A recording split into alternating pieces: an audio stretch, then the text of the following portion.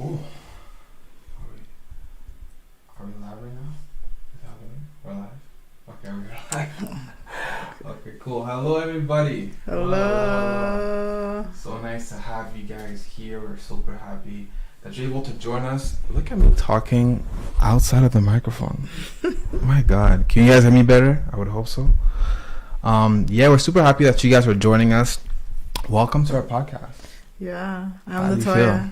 I'm good. Episode 3. Yeah. We're here. Do you want to introduce yourself? Yeah, sure. So I'm Samuel Kanza. Latoya Kanza. And welcome to our 5-week podcast called the Till Death Podcast. Yes. So we're discussing marriage, we're discussing relationships, we're discussing dating, we're discussing our new book. Yes. Look at that. Wow. What's the name of the book? Love and Discernment, the 12 keys to recognizing red flags in a relationship. What is the book about? Let the people know. So this is to equip those of you who are looking for that special someone, or maybe you're already in a relationship and you want to strengthen your relationship. So we're talking about the things to look for that are destroying your relationship. We're looking for the things to look for that will take you out of a godly relationship. We're going to the nitty gritty. It's really honest. It has a little bit of humor in it as well. And we really want you guys to get a copy. We're so excited because the official copy is out. This is the paper copy. Ooh. And we kept it simple. It's not too long, so you can read it easily. Yes. You can actually order on Amazon and get it within 1 or 2 days. Yeah. So we really want fast. you guys. It Wait, really but is that with Amazon Prime or is that just anybody? I only have Prime, so I can only speak to Prime. Okay. Sorry. But we want you guys to get a copy, okay? And when you get a copy, make sure you leave a review. That's going to help our sales on Amazon. It's going to help us also just know how we're doing, if it's good, if it's worth it. Mm-hmm. What did we accomplish what we need to accomplish? Did you feel equipped after you read it? So after this episode, even right now in the middle of the episode, go and get a copy on Amazon, Love and Discernment. So the link is actually in our bio for those who are trying to figure out how you can access the book. So yeah, just head over to our bio right now, or sorry, our description. I'm so used to doing stuff on IG and TikTok. So head over to our description right below and you'll be able to grab yourself a copy. I love small reads personally. Yeah. I think this is like a perfect fit in terms of how quickly you can read it. Also because it's a guide. I'm very big on convenience when it comes to books. If you've seen the side of my carry-on Bible, if you want to call it, it's tiny. You know what? Actually, hold on.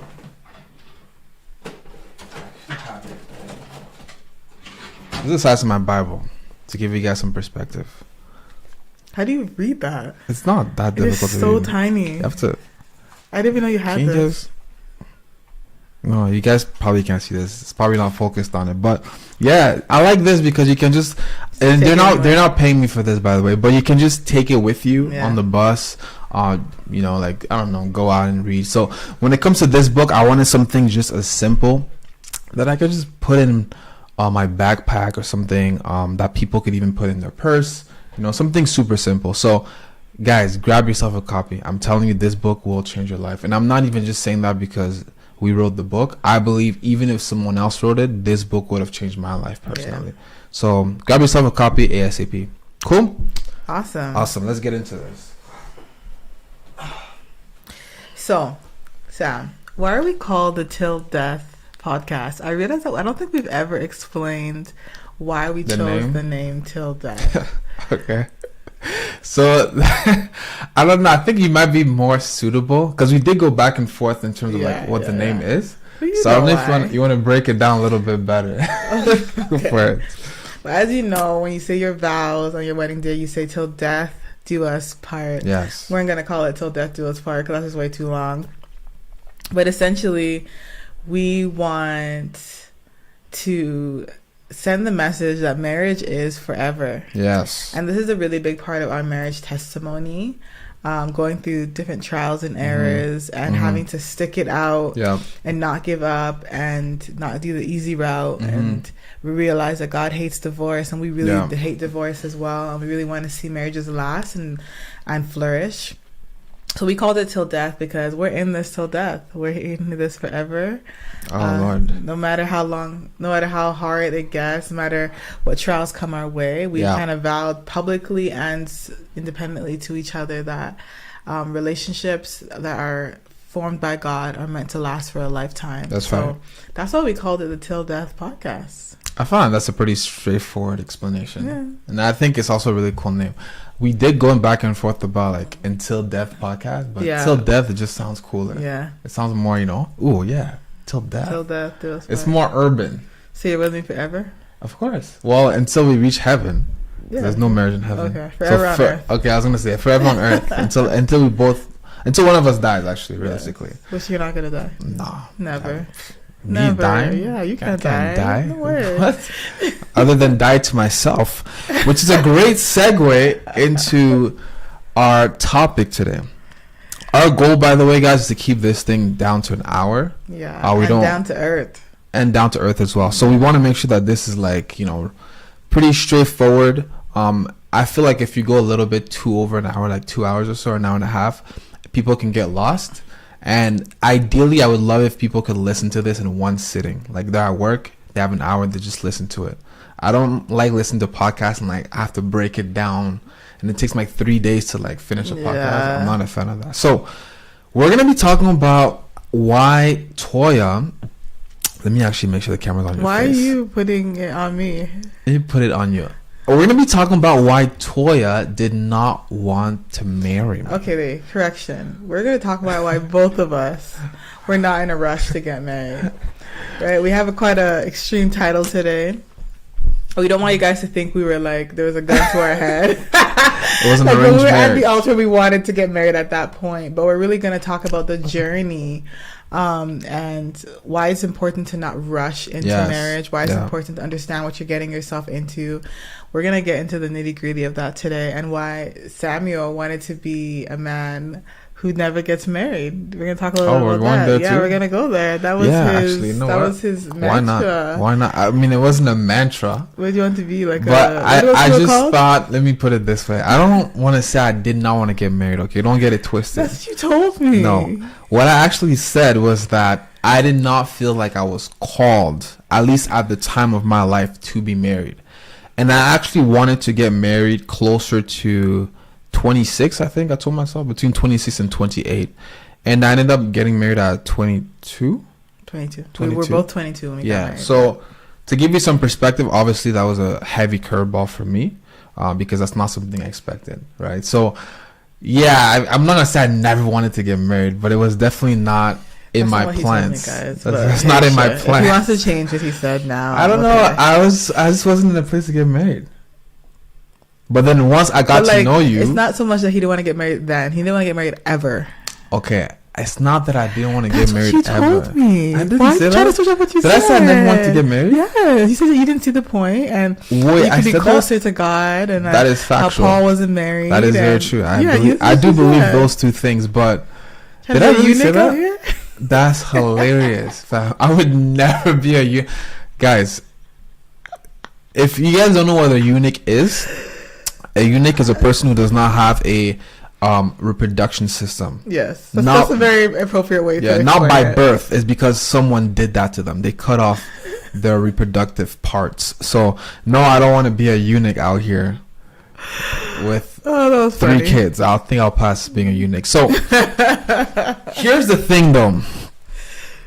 Let me start off with this, okay? Let's start off with a bang, because I think I don't want to just talk about it. I want people to really understand what we're saying here and why she didn't want to get married to me. Okay, so let me put it this way. Why are you making this about me? Listen. This is I'm about to introduce. It's your side. This conversation. Make sure you're telling the truth. I'm about to introduce this conversation. We're on that little Bible. Listen, let's start off this podcast the right way with this statement right here. If you are a man, I'm going to look straight in the camera to say this. If you are a man, please understand this. The day of your wedding is the day of your funeral. Excuse me? Okay, you know what? Let me get some context. No. I'm going to give the context. I'm gonna let that statement just sink you're in. Saying an extreme no. on purpose. Let me let that statement sink in. If you are a man, the day of your wedding is the day of your funeral. Now, why am I saying this? Okay, you're dying and to this yourself. is why. I get it. This is why I don't know why she doesn't want me to explain this and break it down. It sounded extreme at first, but then I thought it's not extreme at all. The day of your wedding is the day of your funeral as a man. Okay? Now let me explain why. And this is the reason why the title I did not want to get married makes sense to me. Because I believe that when I got married, I did not fully understand the concept of dying to self. So I wanted something, but I don't think I understood that marriage looked like that.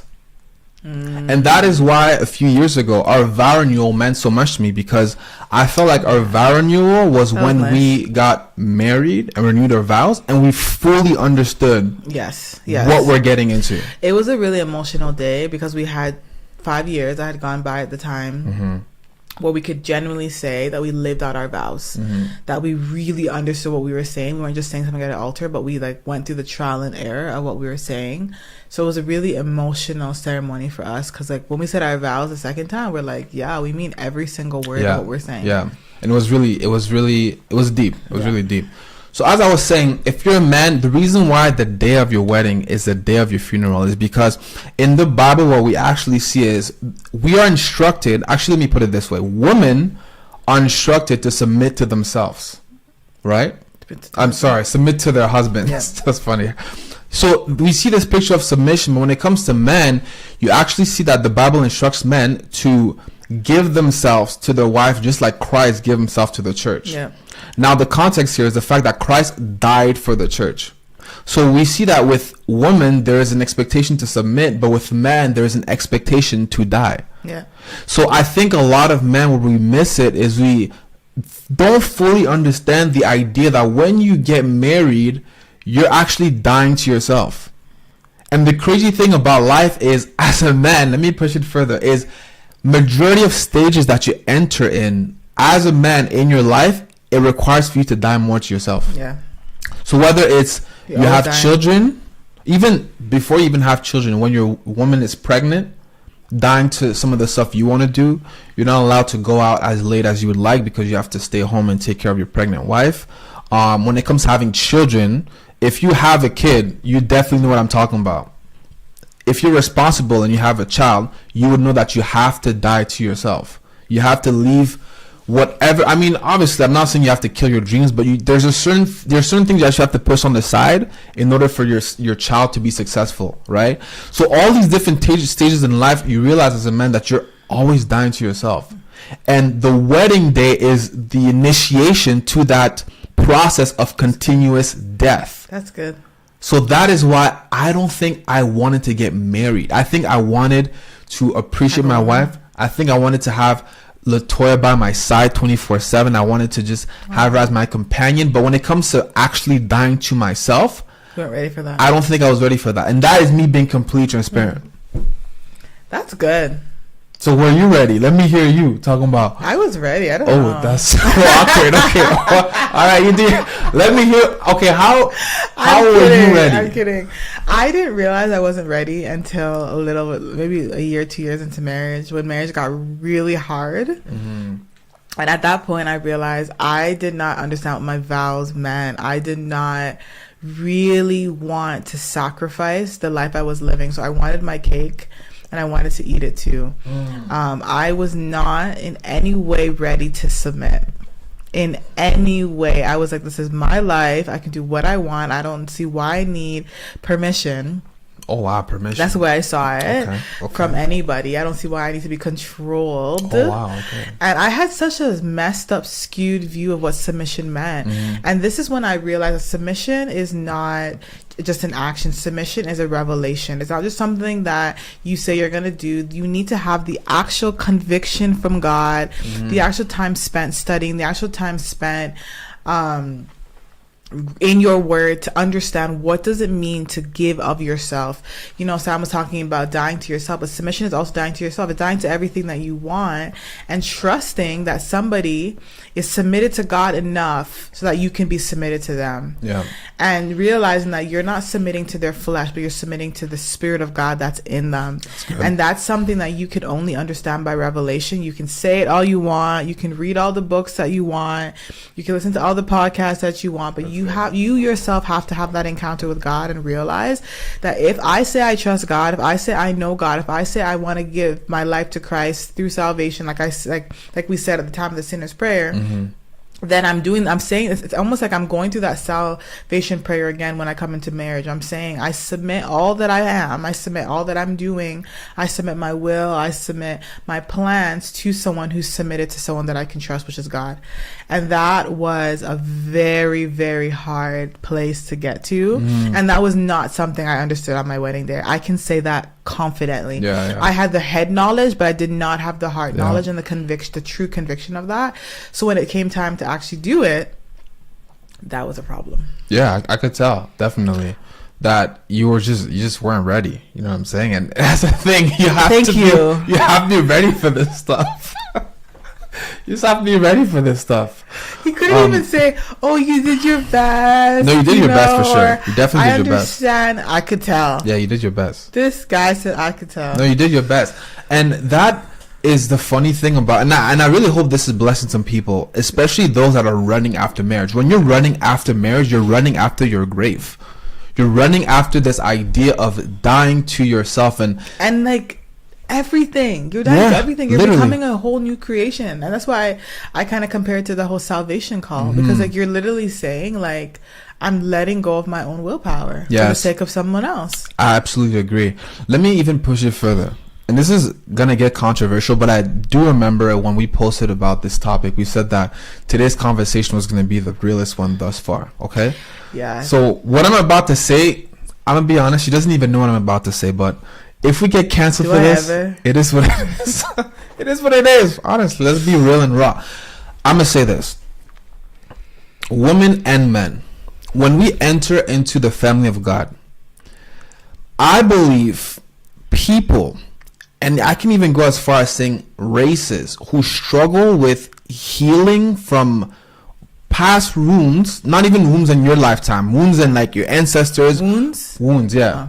Whether it's slavery, whatever it may be, I believe people who still hold on to those wounds are going to have a very hard time being a Christian and being married. Because at the end of the day, being a Christian is being married.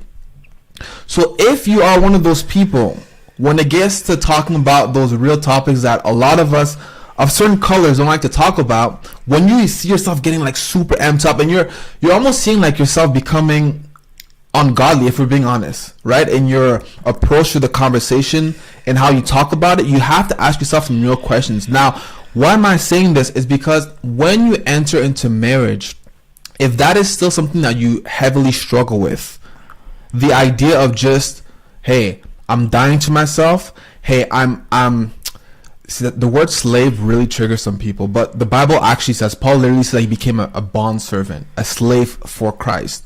So this is I know it's gonna make some people feel uncomfortable, but let's be honest here. When you submit to your husband, you're not a slave to your husband, but you're submitting to him as him being, if I can be honest, as him being your master. Yeah. If we're being completely real. We love the story of Sarah and Abraham. Sarah literally calls Abraham her Lord. Which right? I didn't want to say it. I didn't want to say it. So don't even ask. Why? I'm not calling you Lord. Why? Because it's just weird. What? it's biblical. I'm not saying it's not true. I'm just not doing. Call me. What did they call it in Nigeria? I call you my king. I think they call it Oluwa. Call me Oluwa Samuel. No. Yeah.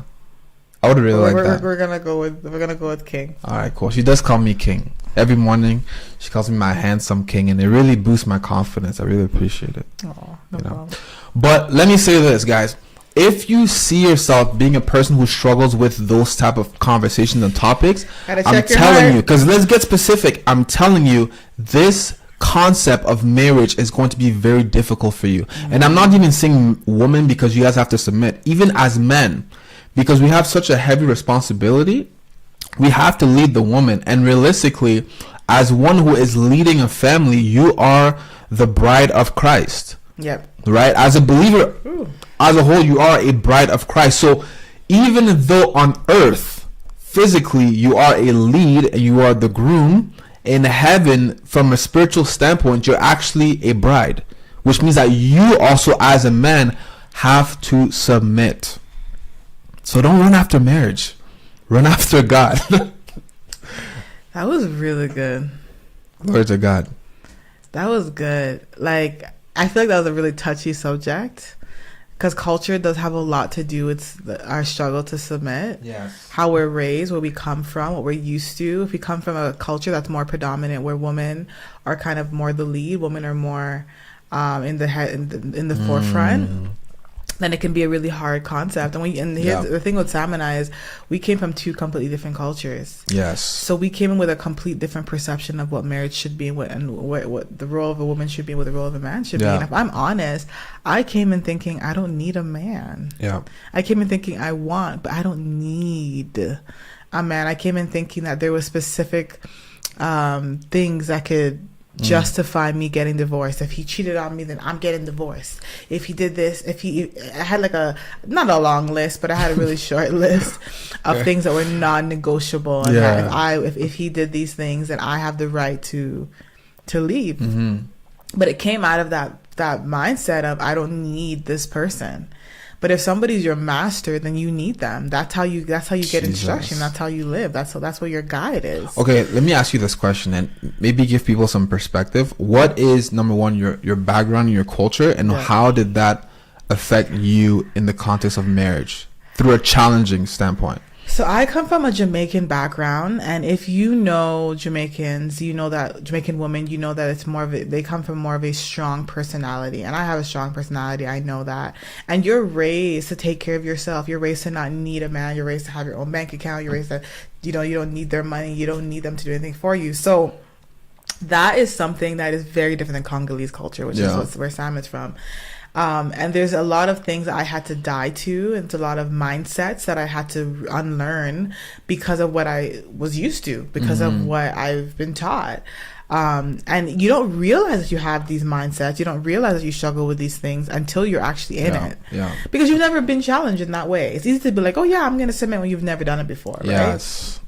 So that was something that I had to really conquer for sure. Yeah. And like you mentioned, I'm from a Congolese culture. I mean, African culture, if you want to call it. And in the African culture, typically women are more quiet, a lot more quiet, and the men are usually the ones that are more, I mean, I would say in Jamaican culture to an extent as well, like the men are still like at the front. It's just in African culture, it's very much of a, which I have asked her before, I don't know why she doesn't want to do it, but women, they serve you grapes, they feed you grapes, stuff like that. And like I said, I've asked you before to do it. You don't want to respect my culture, and that's okay. I'm not mad at you, but when did you ever ask you that last week to feed you grapes? Yes, I did. Why do you need to feed you grapes? It's one thing to call me king. It's one thing to call me king, but I want to feel. But you're not a toddler. I want to feel like a king sometimes too, like that. So you want me to physically feed you? You've never seen that in movies before? Okay, in the comment section, please help me. You guys have seen this in movies before, right? When Lord, help me today. The master, the king, is fed grapes by women. I mean, in my case, it would be one. Being serious. I ask you, I'm being dead serious. You want me to feed you grapes? Like, while I'm just chilling, like maybe watching something, you're just like, yo, Sam,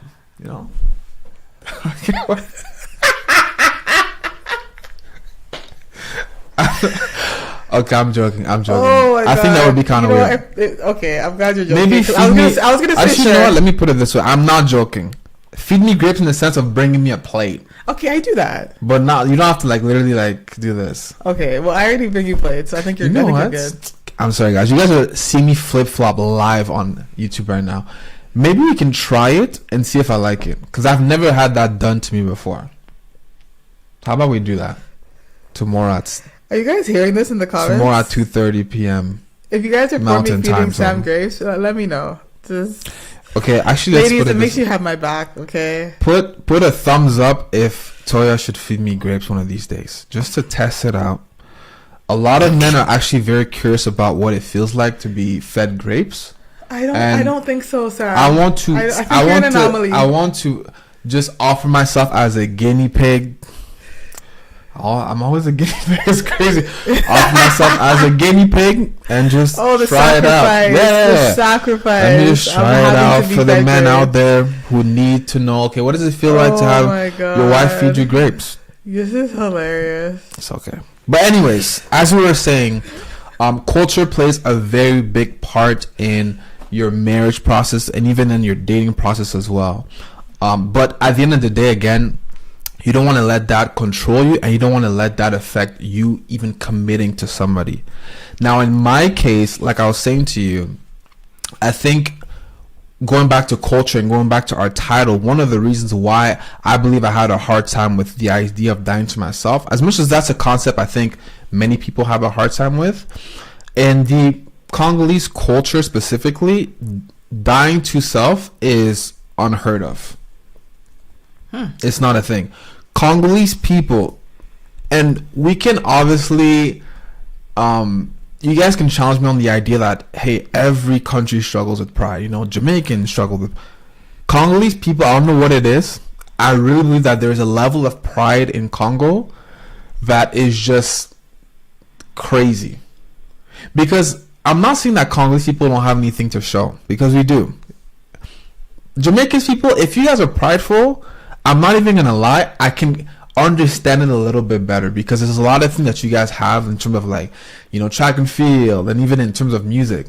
But Congolese people is like like, we're prideful, but like, what do we have actually out there? And I know Congolese people may hate me for this, but if we're being completely real, other than the fact that majority of our phones, in case you didn't know, educate yourself, majority of the phones we use, if not all, the battery that we use in our phones, the mineral, is from Congo, which is a big deal. But if we're being honest, majority of people don't actually know that. And I'm sure even if, for those watching live and watching the replay, you maybe didn't even know, right? Even electric cars. So are you trying to diss your own culture? I'm not dissing my own culture. What I'm saying though is that we struggle with pride. So as a man, when I got into marriage, I had to really realize that, hey, that's something that my country struggles with. So I have to watch that for myself. Yes, you really need to be able to look at what your culture struggles with. Yes, and it's not to bash them. We love our culture. We're proud to be who we are. But you have to look at lineage. You have to look at background. You have to look at upbringing as well. How you were raised, what you were taught, how your parents were, and see if there's any remnants of that in your character and if you're bringing that into your marriage. A question that I have for you is, how did leadership and dying to yourself become a struggle for you? Was that a struggle for you? I wouldn't say and it was. Pressure of that. I think it was a struggle for me to an extent. Especially, like I said, the dying to self, because as I stated, pride will not allow you to die to yourself. And I think that is why the enemy, specifically with men, really wants men to be prideful. Yeah. Because if we go according to scripture, as a man, you're supposed to give yourself for your wife, die to yourself for your wife. So if you're a prideful person, you're obviously not going to do that. Yeah. So the enemy wins. So for me, I believe one of the hardest parts when it came to leadership was the fact that I had to die to what I thought I knew about leadership, because I came to realize that there were a lot of different parts to leadership that I didn't actually know, and that there's a lot of different parts to that as well, like my upbringing and so forth. But me being a leader in the context of leading you, I had to die to myself and realize, okay, I don't think I actually know how to do that. So I need to humble myself and learn how to do that the right way. Yeah, because sometimes you don't have that example. You don't. And that was my story. I didn't have that example. And then as a woman, you have to be patient. Just like how the man has to be patient as you learn to submit, you have to be patient as he learns to lead. He's never led in this capacity before. And that was something that I didn't have the grace. I didn't give the grace for, I think, for a long time.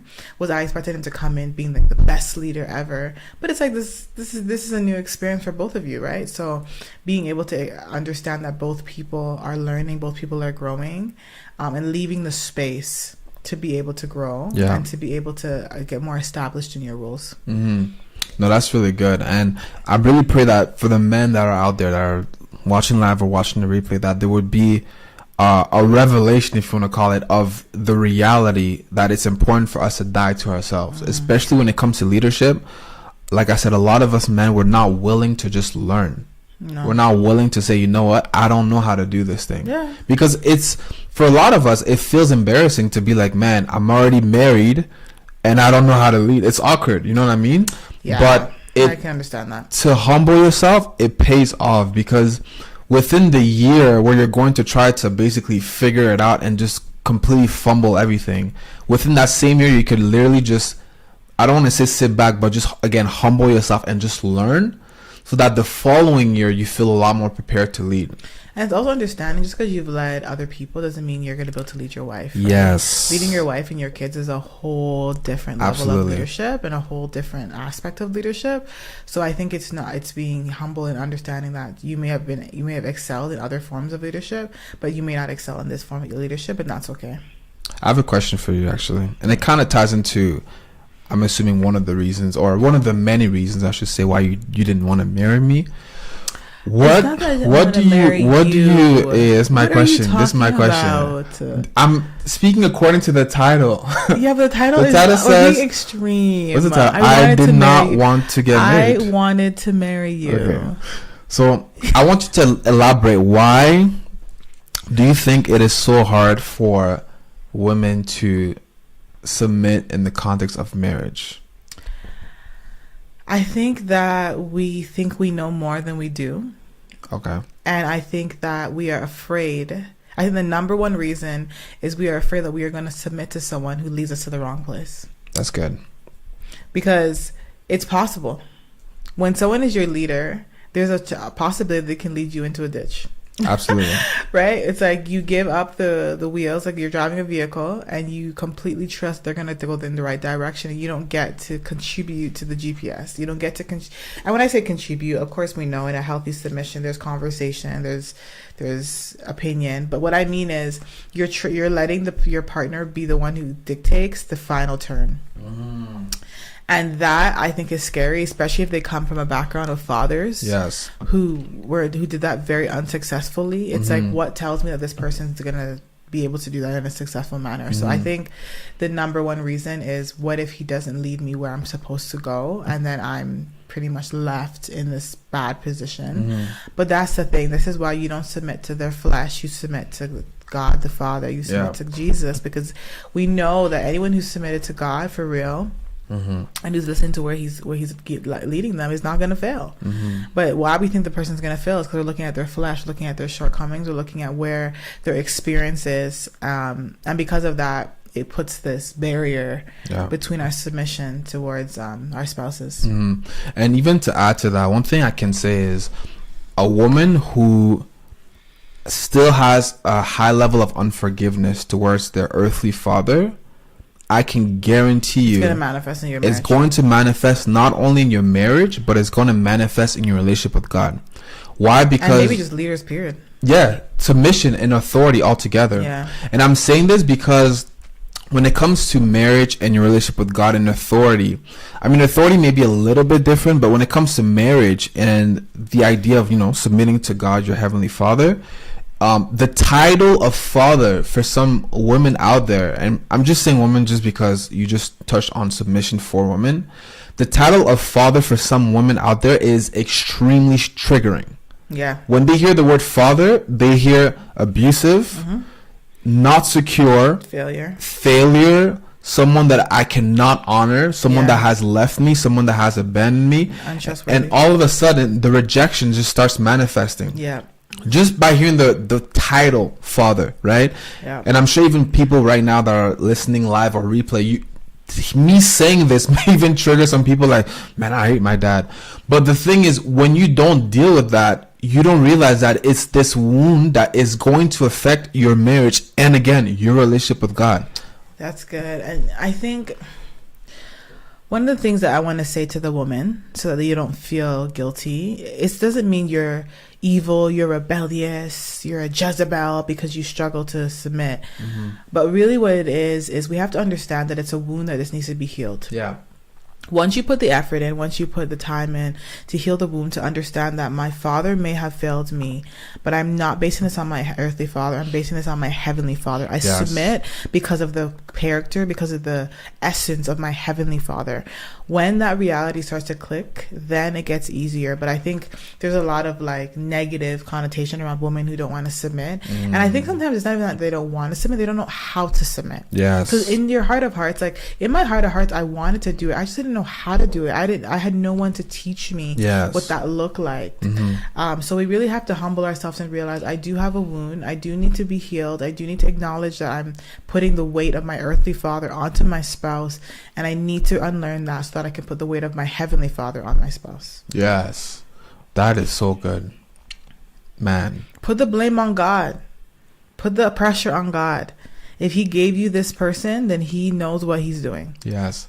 And even to touch on both sides, because I don't want us to only focus on women, because men, you know, we have similar struggles.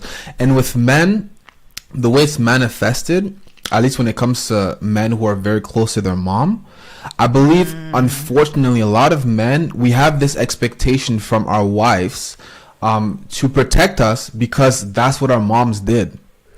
And I think that's one of those statements that some men are not going to like me saying this, but the reality is, if you are a mama's boy, you have to realize that your wife is not your mom. Your wife is not there to protect you. You're there to actually protect your wife. Yeah. And I think a lot of men, the reason why subconsciously there may even be a setback in leadership is because there is this expectation that, hey, if I can't handle this, then my wife will. Yeah. Because that's what mama did. When I couldn't pay the bills, my mom would pay the bills. Especially those who grew up with just a single mom. It's just this constant idea of like dependency. The female is going to handle it, you know, and again, that dependency on the mom. But the reality is, when you get married, like I said, marriage is a funeral. When you get married, you have to die to that part of you that is always dependable on a female to lead you, to provide for you. Because again, as a parent, as a mom, yes, you're supposed to do that. But as a wife, that's not your position. And I believe a lot of men, we've taken a lot of hits and we've taken a lot of setbacks in marriage because we have this false expectation of our wives, which is not realistic. Wives are not supposed to be carrying the load in the home. They're not supposed to be protecting you as a man. That's not their position and their role. Which is why a lot of women don't submit, because now you're taking on the role of a male. So as you take on the role of a male, as you're expected to act like a male, you start to be a male. Yes. So then it almost causes you to lose respect for the person you're supposed to respect, which is the main thing that a man wants. Yeah. Because now you feel like you're living out his roles, and you're not getting the chance to be your authentic self. Because we don't have the grace to do it. No, you don't. So that burnout is gonna come, that overwhelm is gonna come, and now you have that resentment towards your spouse because you're like, you're making me do something that I'm not graced to do. Yeah. And the thing with women, unfortunately, something to realize as well as a woman, and if you don't know this about yourself, let me just educate you for a second. Women are naturally adaptable. Yeah. So they will adapt to whatever environment that they're in, which is a gift. It's really interesting to witness. And the thing with women, we may not realize that. I'm saying we because, you know, I'm part of the conversation. I'm not a woman though. A lot of women don't realize that, but it's very easy for a woman to naturally adapt or adjust to the role of a man. Yeah. Even to the extent, it's going to trigger some people, even to the extent of treating their husbands like a child. Yeah. Because their husband is basically like giving off this energy of, you're my protector. Yeah. So you're just naturally as a woman adjusting to, oh, okay, I guess I'm the protector. And next thing you know, you're treating your husband like a grown baby. Yeah, and that's when the respect gets lost. Exactly. A lot of men, and the thing is, it's kind of tricky because some men, we don't want our women to treat us like a kid, but we basically give off, I'm a kid. Like, you know what I'm saying? And I don't find anything wrong with, and I've said this publicly before as well, I don't find anything wrong with like playing video games and as a man, like just, you know, doing things that you personally feel make you feel relaxed. That's fine. Do your thing. But I think as a man, there has to be a level of balance, and you have to understand, okay, doing this makes my wife feel like I'm a kid, right?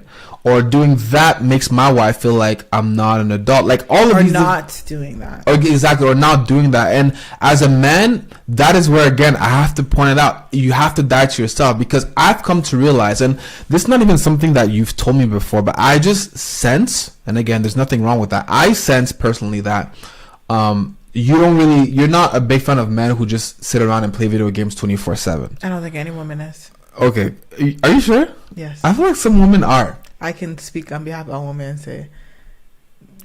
Okay, women in the comment section, is this true? If this is true, I'm gonna humble myself and just accept that this is the reality. I thought some women were more open to it, just because in 2023, all day, if you sit streaming, around all day, then you're not making an income. And if you're not making income, you're not providing. If So you're what not if- providing, you're not doing your what role. if he's making money from streaming? No. No, if he's making money from doing this. I mean, that's a very unique situation. I don't think I think that's like a one out of a million. But I don't I think most women are just not gonna be okay with it. I think as a grown man, you should not be doing that. Someone said hashtag toddler energy. That's funny. Actually, Okay, well, as a man, what they're saying, not a fan, unacceptable.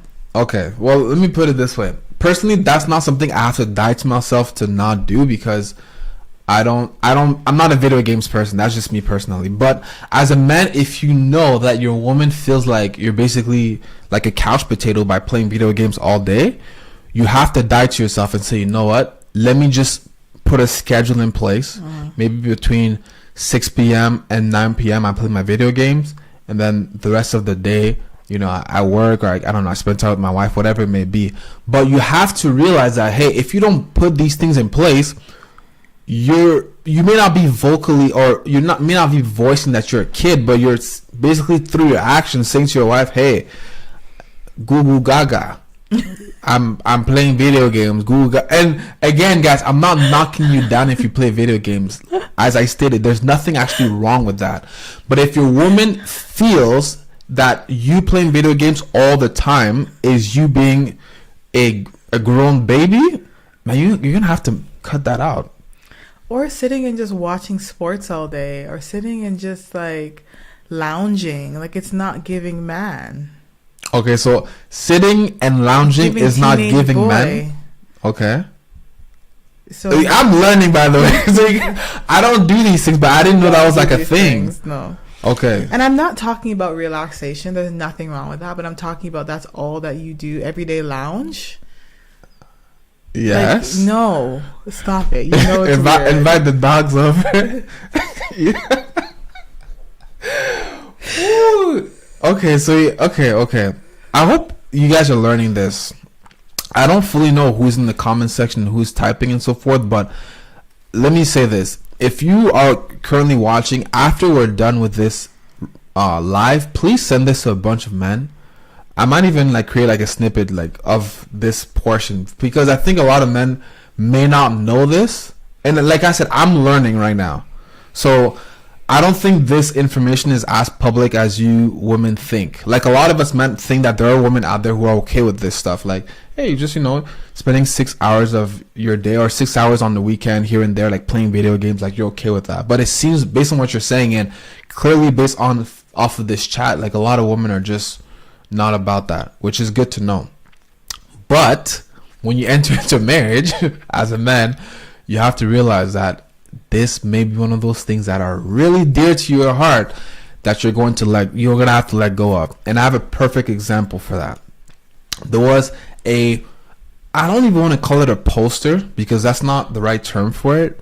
There was a wooden sign that I used to have above my bed when I was dating Toya. And that was a sign of Ronaldinho. It was a picture of him. It was on like a wooden board. And if you know me, you know that Ronaldinho, to this day, I will say, and I will forever say it, I believe he is the Michael Jackson of soccer. Like he there's no one else like Ronaldinho. The way he played was artistic. Wow, you think you're talking about Jesus? I'm not talking about Jesus. I'm talking about Ronaldinho. So when it came to Ronaldinho, it was really dear to my heart. You know, like, hey, I just wanted this wooden poster to be above my bed. And when I got married, Toya wasn't about it. No. I don't know why, because again, like I said, you don't know why? There are not many like Ronaldinho. Doesn't mean I want him on my wall. This is not a photo of like Beckham. Like, this is Ronaldinho. No, now you dissing Beckham. I like Beckham. But this is a photo of Ronaldinho. Yeah, it's a no for me. Okay, so she wasn't about the poster. And what I had to do, as hard as it was for me, I had to say, you know what? I'm going to keep this poster or this sign in the basement. Why? Because my wife is not okay with it. Now, does that mean that... Such a hilarious example. It's a great example. Because that deep? It's Ronaldinho.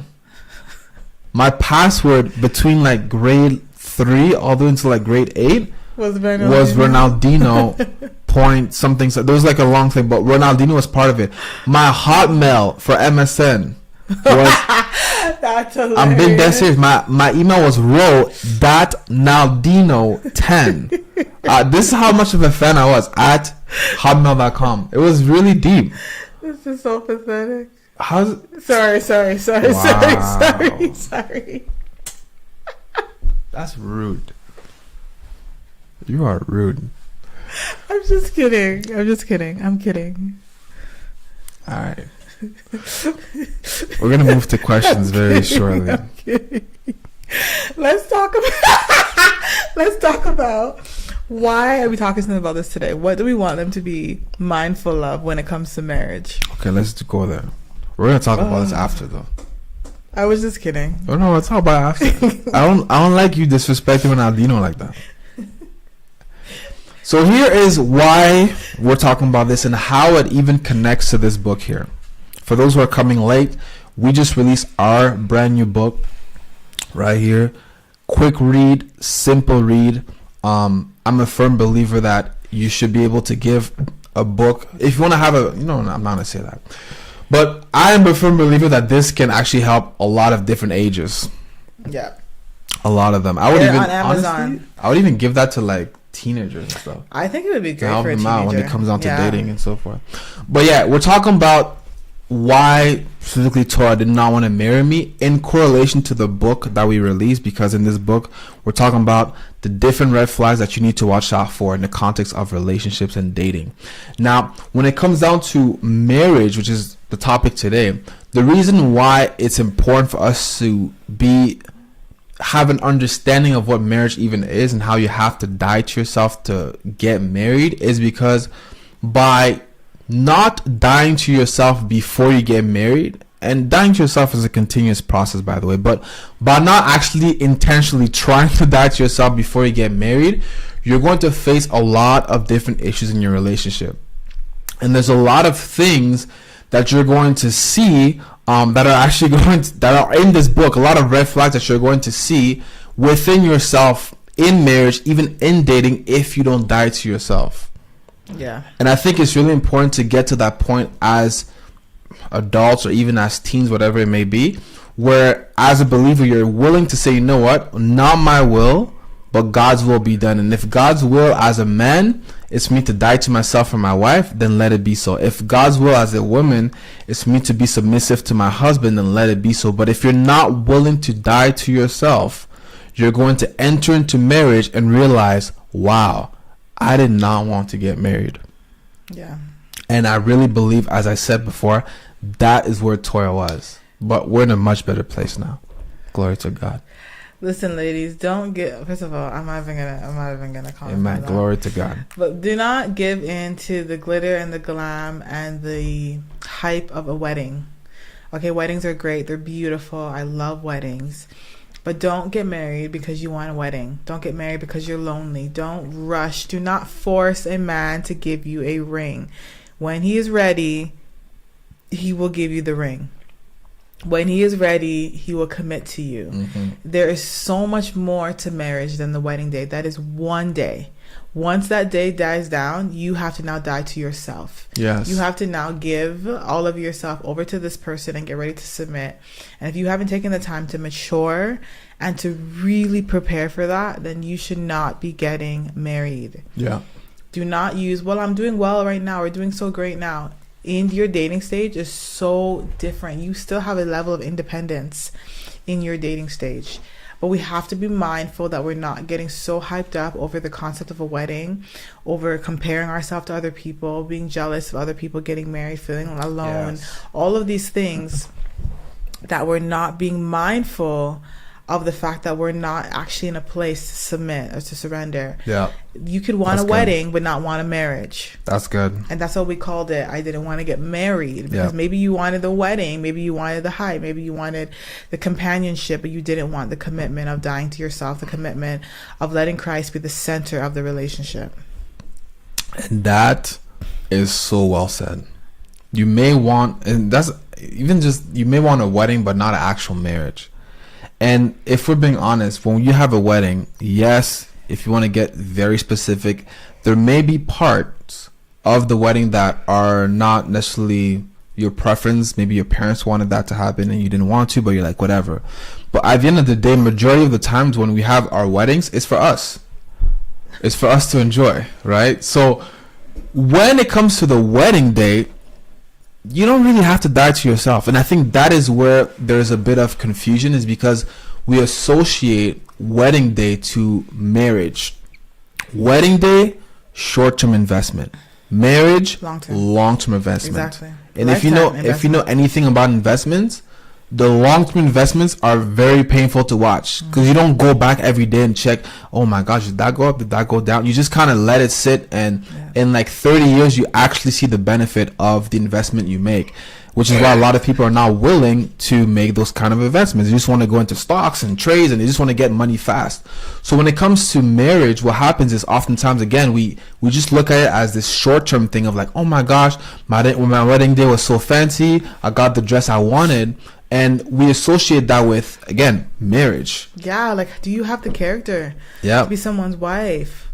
If you cannot follow basic authority, basic leadership, if you cannot have genuine, decent friendships, what are you doing in a marriage? Come on. Those are ways to tell how you're going to submit. Those are ways to tell how you're going to care about people. If you're super selfish and you just think about yourself, then how are you going to give of yourself every single day to another person? It's not going to work. You won't. It's not going to work. You have to look at your character. Am I constantly thinking about myself? Am I constantly looking out for the benefit of things that are good for me? Am I constantly worrying about how I can be treated, how I can be catered to? If that's where you're at, you are not ready for a marriage. Wow. So it's selflessness. This is, I think for some people here, should take some time after this podcast, just pray, you know? Going to pray, ask the Lord, am I really ready? Am I really ready for this? Yeah, because I think for a lot of us, the answer is no. So we're going to take about 10 minutes to answer some questions. If you guys have any questions, feel free to just put them in the comment section or the live chat, and we're going to do our best to answer them as well as we can. And aside from that, honestly, guys, don't run after, let me put it this way, because you said it very well. Don't run after marriage. No, let it come to you. Run after fulfillment from God. Run after. I was going to make a very controversial statement. Wow. Run after, if you're a woman, run after healing, run after being whole, run after things that, and if you're a man, those things. It's just because what I was gonna say ties specifically to, but yes, if you're a person, run after these things, because those are the things that are going to prepare you for marriage, not only a wedding. Those are the things that actually build your character. Anybody can plan a wedding. Anybody, even Zion can plan a wedding, I'm sure. Like, it may not be the best wedding ever, but if you just out here, Zion, organize an event where like 2 people are gonna kiss and the person has to just kind of ordain it. You know what I'm saying? Like, Zion can do it. Like, it's not hard to coordinate a wedding in terms of like the concept of a wedding, but to coordinate or to be ready for a actual marriage, that is where it gets really, really dicey for a lot of people. All right. What are your questions? If you have any questions, go ahead and put them in the chat. I will make sure to take a close look at this. Chat comments are so funny, by the way. Yeah, you guys are funny people. Let me just say this.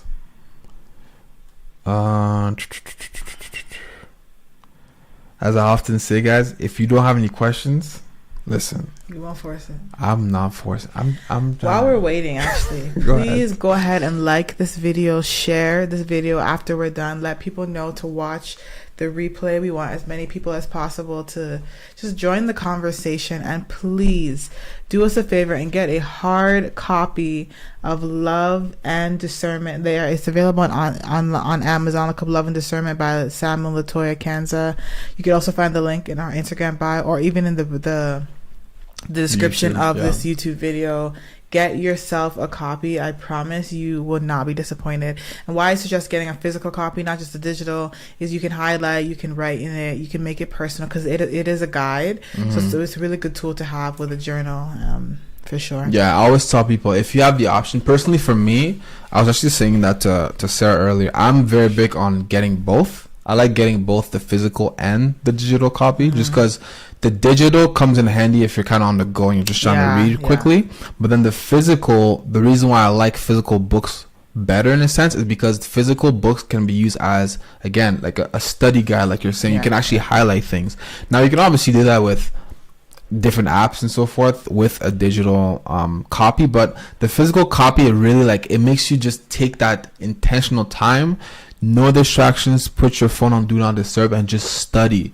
And don't rush through the different chapters. Like, go through a chapter, examine yourself, examine if there's anybody in your life that's like that. Imagine or examine if there are people even that you may be dating at the moment who are like that. Like, just take time to really examine everything about your life through the book. Yeah. Because that's how the book was created. It was for us to really study ourselves and study the people that we want to date or could potentially date in the future. Yeah. So we have a question. Cool. How much do you feel like marriage has helped you become more like Christ?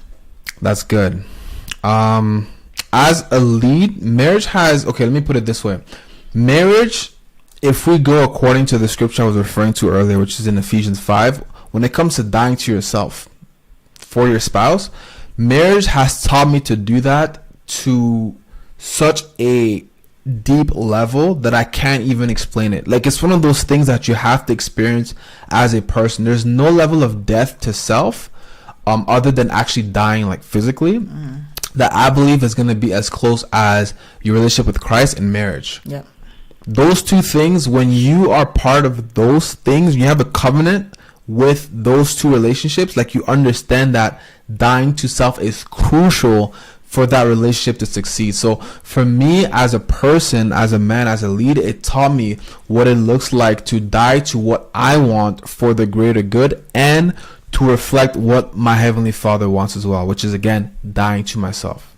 For me, I think it's the selflessness. Like I said earlier, if you are selfish, if you struggle with commitment, you should not be getting married. And one of the things that makes you more like Christ is that the ability to give and the ability to think about others. Yeah. The one attribute about Christ is that he died for us. He gave himself for us. If you struggle to give of yourself, then you're not like Christ, right?